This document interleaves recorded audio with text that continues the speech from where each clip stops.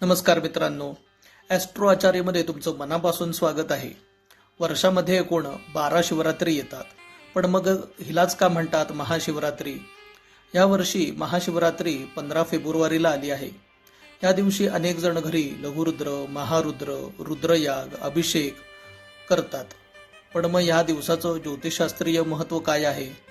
चला आज या व्हिडिओच्या माध्यमातून आपण हे समजून घेऊया. सगळ्यात आधी एक प्रश्न, महाशिवरात्री अमावस्येच्या आधीच का येते?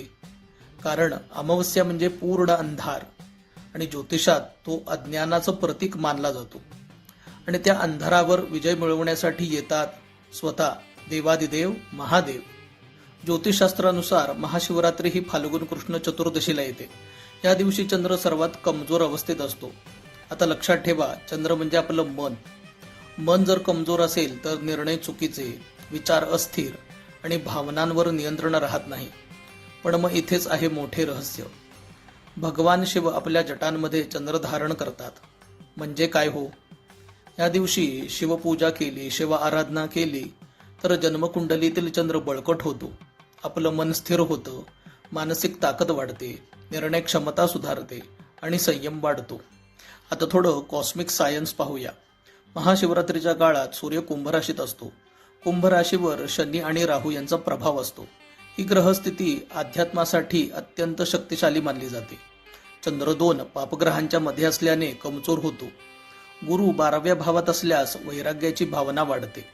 म्हणजेच भौतिक गोष्टींपेक्षा आत्मज्ञानाकडे ओढ निर्माण होते. हिवाळ्यानंतर सूर्य उत्तरायणात प्रवेश करतो आणि ऊर्जा वाढते.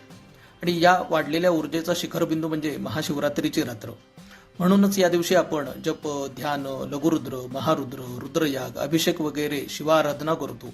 यामुळे आध्यात्मिक उन्नती जलद गतीने होते असं शास्त्र सांगतं.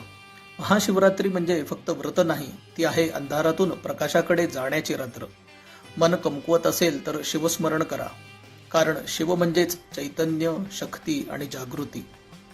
जर तुम्हाला हा व्हिडिओ आवडला असेल तर या व्हिडिओला लाईक करा, चॅनलला सबस्क्राईब करा आणि कमेंटमध्ये लिहायला विसरू नका. हर हर महादेव.